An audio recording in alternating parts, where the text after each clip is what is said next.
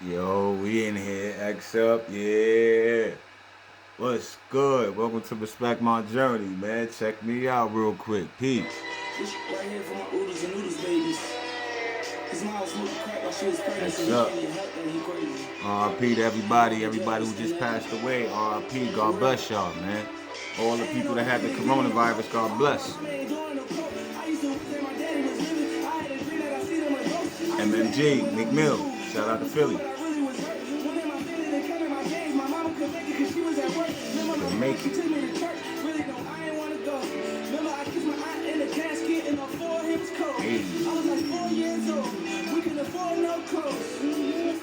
It was hand me down. Who would thinking get a Grammy now? Got a black judge trying to tear me down. crazy. When it's jail time, probably wear me down. Turn the lights off in the bathroom. Screaming bloody, bloody, bloody Mary now. Having nightmares about Candyman. With the tool on me like a handyman. Kill my little cousin out like Damon Man. Had to see the footage on the cameraman. On the pavement with his brains out. With the white sheet, he was laid out. On the ash is this a choice? It was like this when I came out. You really complain about? I know that's never gonna make it out. Just that shit you won't see in the media. Boogie pouring the rich getting greedier. A lot of daddies come back and forth out of jail. A lot of stuff growing up and repeating them. Just as It's long as the crazy. beach you won't make it out. Man, this was designed to eat itself. And my mama told me to keep it up. You gonna end up in prison just screaming up. Remember nobody never believed in us. When they see us, man, they can't believe it's us. No. It's just a fact, man. Some people understand, man, what's going on. Yo, welcome to Respect My Journey, man. It's called Krauser. All love. Cruising King, King Krauser, that old black magic. What's up, y'all? X up to the boogie, man. God bless everybody. Humbly do. I appreciate the new subscribers. Welcome to Magic's World. This is Respect My Journey. It's my own brand. Something I'm working on. I got my Respect My Journey training. I have a lot of stuff. Respect My Journey P P Game. I have a lot of stuff. Clothing line is about to get popping. My videos is about to get popping. I'm about to start a mixtape soon. I'm about to start Respect My Journey books. I'm doing a lot of different stuff soon, man. So y'all stay tuned, man. Stay tuned. Cash App is $ call Krauser81. All love. Call Krauser81.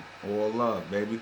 I wanted to address something and I wanted to answer a question, because sometimes I like to take time out to read some of my fans' questions, or when I get on live on IG, or when I get on live on Facebook, pardon me. I like to answer some of these people questions, some of these fans questions. They took the time out to support me. They took the time out to watch me play. I humbly appreciate it. I really do. It took a lot of hard work and effort to even gain you guys' attention. You know what I mean? And you ladies and gentlemen, it was really hard. You know what I mean? It was tough. It was going hard. It was going hard in the gym. I was going hard in the parks. I was going hard in other people's neighborhoods. I was going hard in my neighborhood. I was just going out there representing, doing what I was supposed to do, what I knew I was supposed to do, which was work hard, be humble, be cool to people, be gracious, and be yourself. You know what I mean? I couldn't be anybody else, man. I only know how to wear my skin, man. I only know how to move in my soul, move in my body. That's all. I groove how I groove, and that's it. That's just it. So this episode is just mainly for the fans, you know what I mean? This is fan questions, you know what I mean? So Respect My Journey Peep Game, and this is fan questions. So this fan is an awesome fan, my man Benjamin U, X up to my man Benjamin U, all love. We bang the X right over left, we the best. You already know the rest, you know? So here we go.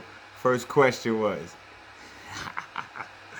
he said, where do you rank Jerry Quinn among coaches you have played for? So, for you people that don't know, Jerry Quinn is a coach. He used to be my coach at St. Thomas More Preparatory School in Oakdale, Connecticut. And he coached Shea Cotton, Ed Cota, played in North Carolina, Shea Cotton, USC, out there in Cali. One of the best players out there, the man child. Check out his DVD, man. X up to Shea Cotton. He's the best. I wish I could get a chance to meet him. That'd be crazy. I can't wait to get him on the show as my show progresses and grows, as Magic World progresses and grows, as Respect My Journey progresses and grows. I got to get my man Shea Cotton, man. Shea Cotton is all love, and all love to all the people that salute and appreciate me. And we had just a lot of players come through St. Thomas More, a lot of legends, a lot of good players, man. And those are the two right there that stand out. Besides my man Jeff McMillan, you can't stop my man Jeff McMillan, Julian Sensley, Brandon Owens, and the guys, Reggie Bryant, chill out. Shout out to Baltimore, shout out to Cali, shout out to Staten Island, shout out to Hawaii. Those are the places that the guys I just named they're from. You already know the memory's sick. PG. So, with that question, Benjamin, man, you know what's real? When I went to St. Thomas More, I got there because Doc, my coach, God bless late Doc, late great Doc Paul Naselli, man. Paul Doc Naselli, man, it's the best, man. He was like my pops, man. Paid for my education to get to St. Thomas More, to get into St. Thomas More. He put it together so I can get there. He had Jerry Quinn watch me in Vegas at the Adidas Big Time tournament, and I was telling y'all about this on another episode, on a different episode. I used to kill that Adidas Big Time joint out there with all of those top players. I was killing them.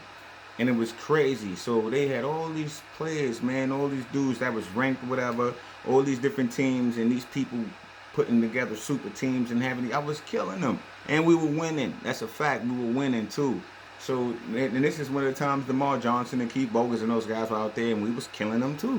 We was Joe Forte on our team on DC Assault. We got them out of here. We beat them. It was crazy. Jeff was on that team.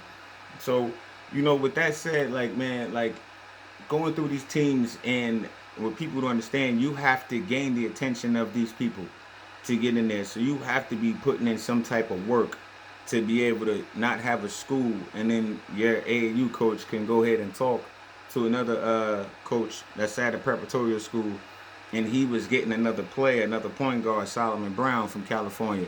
He was bringing him in, so he didn't want me at all. You know, so Doc pretty much talked him into it because these dudes aren't going to turn down money. So they pretty much was like, whatever, pretty much going to have me in there and think they're going to like fake redshirt me or something like that in prep school. It's crazy.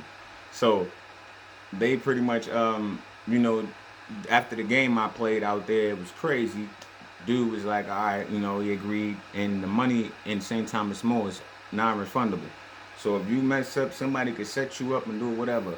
If you mess up, fam, it's over for you. That money that person put up for you, or the money that whoever paid, it's over. It's a wrap. It's done. So I was making sure that I wasn't trying to mess up that money. And I knew coming from New York, people were looking for all type of stigma because there's all type of idiotic, stupid stereotypes of people from New York. How we like this, how we like that, how we act like this, how we act like that. So I wasn't trying to do that because there's a lot of haters that don't come from New York and they want to be from New York, or they just pretty much are jealous and envious because I'm from New York, you know. And hey, I don't care. I don't care how they feel. I always used to laugh at that as a young kid, and as an older person, I laugh. Like, it kills me because it still happens to this day. You know, some of these people, they just hate. That's just the way it is. Negative energy, I brush it off. I have a force field, baby. So when I got to getting to St. Thomas More after Doc convinced Coach Quinn, getting to St. Thomas More, I seen like how like dude didn't really want me. You know what I mean? Like, dude didn't want me there on campus. He wasn't trying to vibe with me. We when we first got there, you know, I'm meeting everybody, being nice to everybody, even people that didn't play. You know, my man, shout out to Brandon Owens for acknowledging that. He seen me from over there at his dorm, and he seen me just being nice to people, talking to people. That's just how I am. You know, different young kids that go to the school, because they had people going there from young age, like 6th grade and up and stuff like that, something like that. You know what I mean? 5th grade and 6th grade and up. So I used to be the person protecting those kids. You know what I mean? Like, cause we had like shaky people in St. Thomas More, like Mr. Reardon, who used to be a bounty hunter, and he used to be choking the kids up in the hallway, like in the English dorm, like in the English. We had like little fake house huts, like as classrooms. You know what I'm saying? I mean, it's like fake looking little small dorms where they have classes in there, so you can go to different classes in there. So when you walk into one, it's like a little door you swing open, and there's a payphone too, so you could call home and different stuff like that.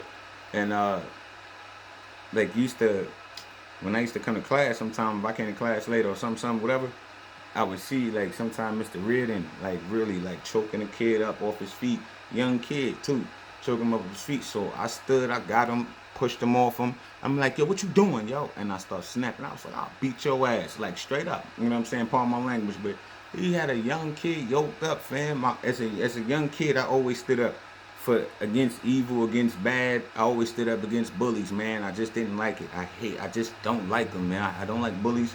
I don't like fake tough guys, because you don't have to be tough. Like, I don't have to act like I'm tough to know what I can do to you. You understand what I'm saying? So I let people talk. I let people feel like they whatever until you come over there, try to put them hands on me or try to do something else. I'm gonna give you the beats. I'm gonna give you the work. But all that other talking you doing, man, stay with your talking, man.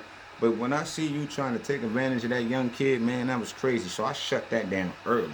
So now I'm leading you up to what was going on. You know what I mean? So since I came in, I stopped that early. Being that they got ties together, he tells coach, and coach come try to talk to me. I'm like, no, man, he did this, and that's what that is, and I'm not standing for it. He tried again, I'm gonna hit him. Like, this is a fact, man. He was one of my teachers too. This was horrible. Like, it was a lot of bullcrap going on at the same time as more, from the incest to everything else, man. It was so sick there, man. It was sick. It was sick. That was one of the creepiest places ever, man. People getting dropped off at the end of the at the end in the beginning. I mean, in the beginning of the road, and it's in the back of there is just cornfields, like Children of the Corns. It looks shaky. It looks terrible for miles. Just look bad. It looks super horrible. All cornfields, crazy. And people, rich parents, is just dropping them off with bags, leaving these little kids, tiny kids, leaving them just sitting there, crying, standing there with bags. And sometimes we had people there to meet them, sometimes no. But I used to jog over there a lot to, work on my cardio. So I used to jog over there just to make sure, especially after I seen the first experience. I was like, damn. So anyway, let me get back to it. So, like, our first day at, like, open gym, pretty much, they used to have, like, coaches come in and everything. So they had these college coaches come in, and these college coaches, like, from UConn and different places, you know what I mean, Providence, Boston College, whatever, like, all type of different places. They would come in, even, what's that, Eastern Connecticut or something like that. Yeah, they used to come in there, all type of different schools, big schools, all type of different stuff. And they would come and sit there and watch us in the bleachers in St. Thomas More. Anybody knows St. Thomas More? It's a barn. The basketball gym is in a barn, literally a barn. Small, brown bleachers off to the, like, if you walk in, it's off to the left over there near the wall. And it was just shaky, man. So it's like four bleachers like that. Like, it goes like that. Small, really tiny. So in there, we're playing in the mirrors, man. I'm killing everybody. I went in there killing everybody because I knew when I seen how it went down, I knew he didn't want me. I knew Coach Quinn was doing some funny stuff, and he wanted Solomon Brown to start. A dude named Solomon Brown from Cali, and he wanted him to start. He wanted him to play because he recruited him. He was out there watching him. And dude, man, now he could pass. Dude was fast and all that, but he just wasn't like me. You feel me? Like, nobody's like me. Tough, can play defense, lead the team, talking out there, offensive, defense, got the killer mentality, just knowing how to win, knowing how to get his teammates enthusiastic, like keep the enthusiasm up, and just bringing that energy and passion, making it contagious. It was just bananas, boy. I had that little gym rocking in there, boy. Them students and them fans was going crazy in there. Like, oh my gosh. It was sick in St. Thomas More, fam. I used to be in there, oh my goodness, like going crazy. Me and Jeff alley-oops, all type of stuff. Me and Julian alley-oops, me and Reggie bugging out alley-oops, threes, kickouts, buckets, finishing, and I'm dunking. And all that, yeah, I'm dunking. Facts. 100%. So I dunk on the lead line just to show people I can get up real quick because people be sleeping. I used to be dunking, man. After I fell on my neck and my head after Lee, after dude undercut me and clipped me and I fell on my neck and my head. Boy, and my shoulders, my elbow, and broke my elbow and stuff. I was good. I just started dunking sometimes. But I'd rather work on the finish and finish. That makes it more better. So, anyway. Yeah, so, like, when I got there, open gym was crazy. Did my thing, killed everybody. It was all love. And then the first game, I did my thing too, and I started. Like, and then he starting me and all that. And I was just out there just doing it. Just, we winning games, we having fun, we beating these top players. We playing against Karan Butler and all that at MCI. We playing against, Francisco Garcia out there in Cheshire Academy. We beat in Milford Academy with 8 butter in them, and we built and the other butter we was beating Riverside Church when they came out there with Tay and them.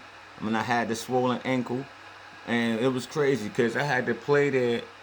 I had to play in St. Thomas More, knowing that at any moment, if this coach don't like something I do, he can say whatever, whatever, and kick me out of school and take the money. That's really dangerous. You feel what I'm saying? That's bad. So, and I'm gonna tell y'all another story, man. No, I'm gonna tell y'all real quick, man. I'm gonna keep this one. I'm gonna keep this one, man. But Coach Quinn threatened me a few times, man. I'm gonna just leave it at that, and I'm gonna talk about that on another note. But Coach Quinn threatened me and called me something that you should never call a Crucian person or African American person or a person of my skin color and my descent. And it hurt, man. And he threatened me, and he waited till everybody else went up there at halftime, after halftime speech, and went up there. So I was like, all right, I got you. But like in my face, boy, I wanted to wreck him. I wanted to beat the mess out of him. Like, fam, I wanted to break his neck and kill him, and I could have done it too, and he couldn't have won. And I'm sitting there like, yo, what's that gonna prove, yo? You just gonna prove like what they thinking, you're an animal, you this, you that. So I'm like, man, forget it, man. I'm gonna just show him I'm stronger than him, and I'm gonna get through it. I'm stronger than everything you trying to put me through. Trying to make me stay in the kitchens. I couldn't go to people's houses no more. Like on the weekends, we were able to leave on weekends, and he tried to keep me doing dishes in the kitchen and stuff like that, and all type of stupid stuff, yo. Like St. Thomas More was rough for me. You feel what I'm saying? And that's that one on that question, family. And why did you leave St. Thomas More? I got kicked out of St. Thomas More for doing something stupid, idiotic, and dumb. Being too bored and doing something super stupid. Watching the movie the night before, Rush Hour. And dude, when Chris Tucker was like, there's a bomb in the building. There's a bomb in the building. And dude, man, one of our teachers, he was cool. English teacher, chubby dude, he was cool. Him and his wife used to make cookies and all that. And he was real cool. We used to go to his apartment, and we'll have class there sometime when we didn't have anything to do, whatever. So we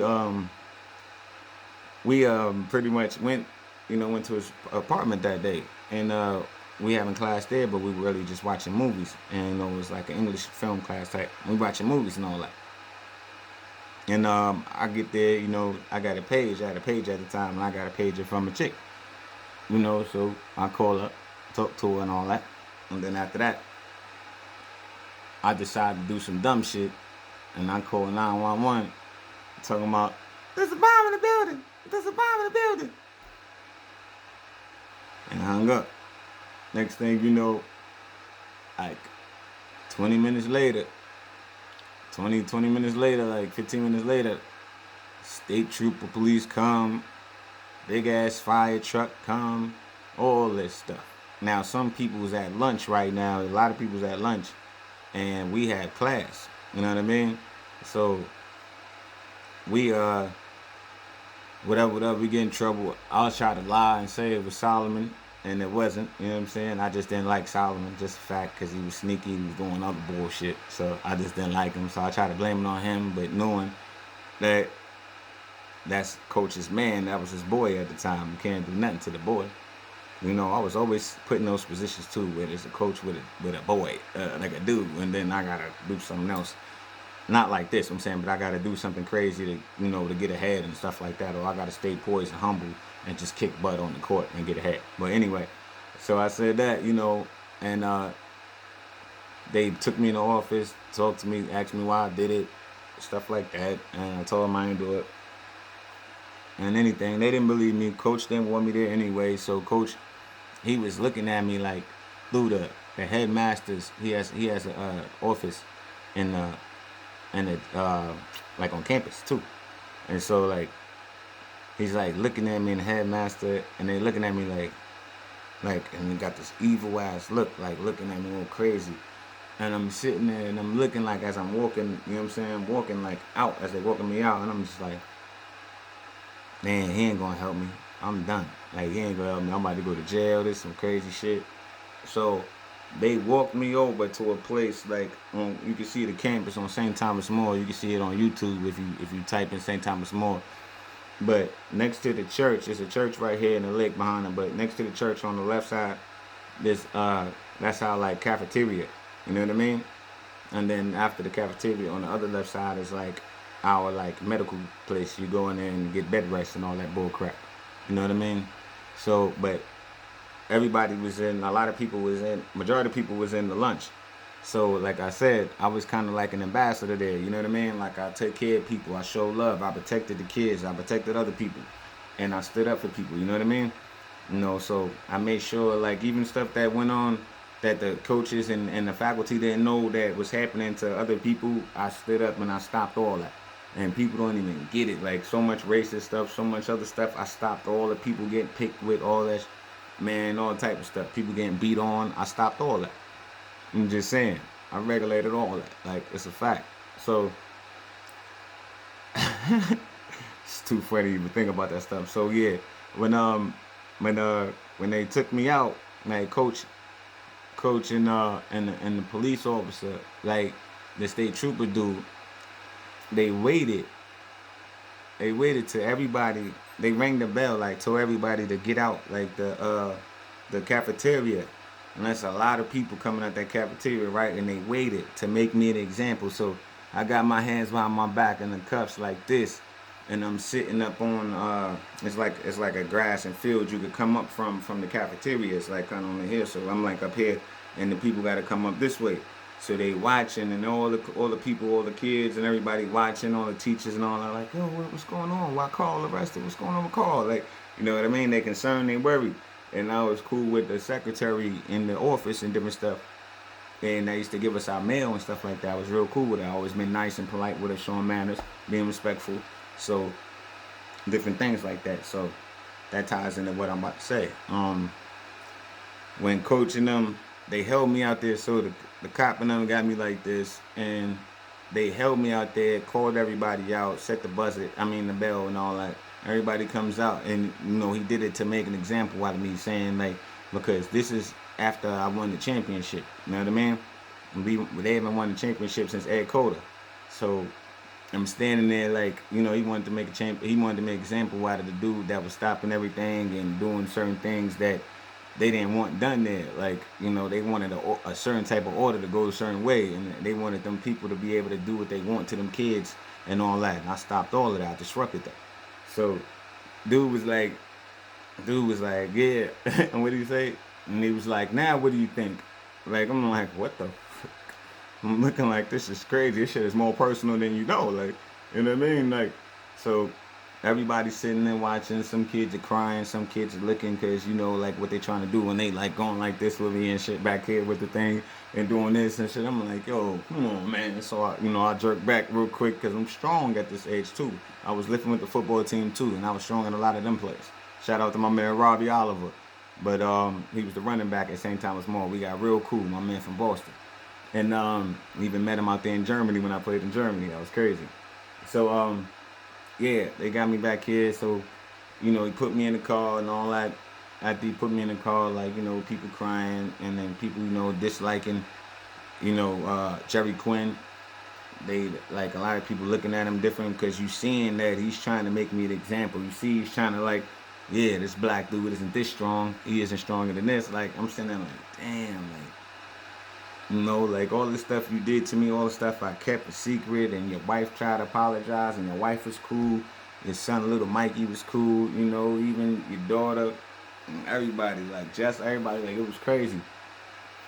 And man, it was rough. Like, Jerry Quinn, boy, if you didn't give Mac the ball sometime, his son Mac, if you didn't pass him the ball, he'll threaten you and all that. He'll throw the ball at you in practice and cuff the ball.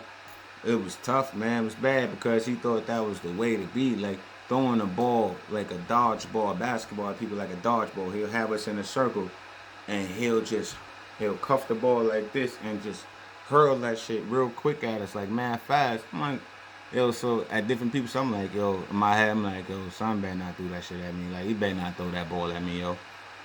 Son throws the ball at me. Son, I catch that shit. Boom! I threw that shit right back at him. Bang! Hit his ass. What you talking about? Like, what you mean? Like, don't do that shit. I will not let nobody hit me. You stupid. I'm not letting nobody hit me. I don't care who you are. You're dumb. You gotta be the dumbest person in the world. Literally gotta be the dumbest person in the world. Literally. If you think I'm gonna let you hit me and beat me up or some shit like that, you stupid. What the heck, man? Anyway, back to live action. Some people would just be like thinking they like something else. They don't know. They think they know your background. They think they know this about you. They heard some stupid shit from somebody else. You have no clue who you playing with, champ. I'm gonna just leave it at that. Your mouth, your heart, I don't care how many times you've been locked up. I don't care how long. It don't matter. I don't care. I don't care. I don't care who you are. So it's just a fact. So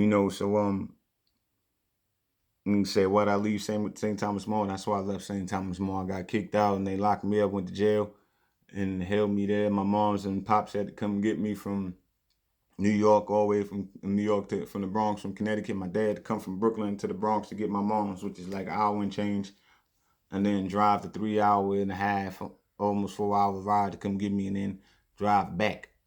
Feel me? My pops is a warrior. My mom's is awesome, super princess. I mean queen. But yeah, pops, man, OD stuck by me through everything. And dad is amazing, super dad. You know what I'm saying? So yeah, went through that, man, and I was in there with a nut ball, locked up with a nut ball in there. I got my uniform on, I'm in there, took that jacket off, took that blazer off, started doing my push-ups early, just setting my mindset. Because it's nothing like knowing when you're a young kid after going through certain things. Like when my uncle was in Sing Sing and we went to go visit him, I never forgot how that looked. And looked like the projects a little bit and it smelled different. And I just always knew, like, in my head I was going to go to jail. Like, I just always knew, like, it was going to happen. It was inevitable. Like, I felt it. Like, it's just crazy. It's a sucky feeling to feel, too. Because I did a lot of my life to dodge going to jail or prison and everything else. And I don't glorify doing that and doing some stupid shit to get caught or saying whatever, or act like standing on the block or act like selling in front of the building or in the building was popping. Never been popping to me. I never glorified no drug dealer. I never was that dude from New York that looked up to the dude with the Ferrari or the BMW or whatever and be like, yo, son, he getting it. Nah, I wasn't that dude because I understood, son, only got a limited time out here. And my peoples and my different peoples, you know what I'm saying, I was already in the movie. So I wasn't like these other dudes and everybody else who went to school and went and did this. Nah, I got the blessing of Lord Jesus Christ, man, and prayed a lot and then got that. You know what I mean? And earned the rest. And I earned everything. You know what I mean? It's crazy. Some people think it's so, like, it was so easy and you got this and that. You're dumb. It's not. It hasn't been. No, not ever. Okay? You got it? Cool. And the last one. And how was your season at Notre Dame? So when I got the Notre Dame prep, it was funny as ever, man, because I'm gonna get into that. I'm gonna get into that again, but I'm not gonna talk about the whole season, but I'm gonna just tell you, I had a real good season, and I changed the hearts of a lot of racist people in Fitchburg, Massachusetts. Fitchburg, Massachusetts had a lot of racist people. My first day there, when I got there, it was bananas. My first night, matter of fact, I went with Coach Bill Barton. This dude couldn't coach nobody. Couldn't coach nothing. He didn't know how to coach. He was a football cat. Exactly what he's telling me in his office. And shout out to my dad for dropping me off there in Boston in the nighttime and then driving right back. It's crazy. Super dad at it again. Making sure I had my opportunity to do my thing. He just put me there and I'll take care of the rest, man. That's it. That's how I always been. You land me there, I'll take care of the rest. That's it. I knew I never was the guy that needed the extra pat on the back because I never got it. You feel what I'm saying?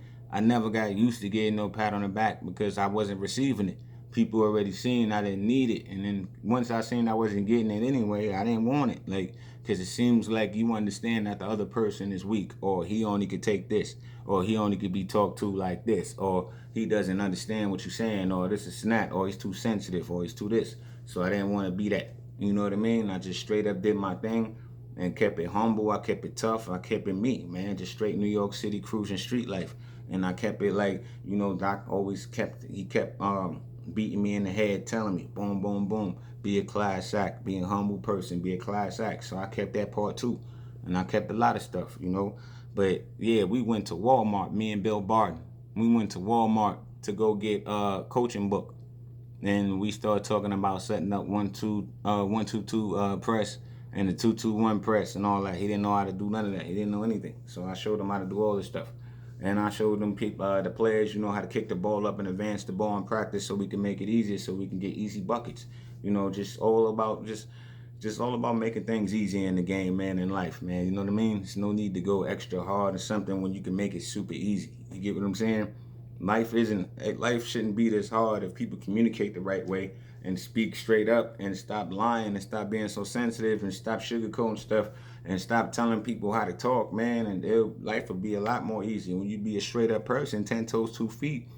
Hey, man, nothing else is too hard. I'm just trying to say, it's just it. Let people know how you feel. But those are the 3 questions right there, man. Benjamin, you know what I mean? Because after that prep school life, man, it was rough, man. It was rough, man. That prep school life was real. Notre Dame prep, man, crazy. 23 people living in the house, man. Ryan Gomes was one of them. Played at Providence and played him for the Clippers and different stuff. Joel Wiggins, Brandon Robinson played at Auburn and a lot of stuff. Joel Wiggins played at Rutgers University. And like everybody in that house went D1. You know what I mean? With 23 dudes living in a small house, boy, I used to have to walk inside in my the room that they gave me. It wasn't even a room. Like, it was a closet. Like, dude, I had to walk in sideways like this. That's how I had to walk in sideways, literally. And then I'll turn around when I get to the bed and sit down. So it's like a 4-foot slide, 4-foot, 6-foot slide, and then a turn around and sit down. Like a fact. This is the stuff I used to listen, and I used to listen to the Locks, you know what I mean? Like, We Gonna Make It, that song, We Gonna Make It. Like, I just whatever I had to do, man. Whatever I had to do to get through everything I was going through, I'll just beast through, stay tough, stay mentally tough, physically tough, and spiritually tough, and pray and believe in what I'm praying in and believe in myself. Like I said, I didn't have that luxury of having people, just being like, hey, you got this. Here, I got you with this. Here, here's this. Here's this. Nah, man. I had to work and earn this, man. Earn everything. You know what I mean? And my one thing, I got a special guest bonus question from my man from Instagram, my man JK24 _. He asked me, did y'all fight in pit practice? And I'm gonna tell you, like, Jerron and Brandon Knight fought before. Like, I didn't fight. Like, you know what I mean? Like, when I got tight and I got crazy and I asked people to come to that middle of that circle, like I asked people who want to fight, and I asked you to come to that middle of the circle. You don't want to come to that middle of the circle at half court. I knew what it was. I ain't like all them people talking all that extra tough shit. When I asked you to come to that circle, let's get busy. I'll get down with you. You know what I'm saying? That's it. Nobody came, so I didn't fight in practice. And I ain't believe in fighting in practice too, man. That's corny, man. You don't, like, that was my thing. Like, this isn't the NBA, and the NBA was like, if you have your issues, you do that shit outside, man. You're not supposed to be fighting your teammate, a person that you're supposed to be like brothers with, a person you're supposed to have his back, a person you're supposed to be like ready to die for, like not die for, but you willing to go through a lot of extra limbs for, man. You there for, man. You up there.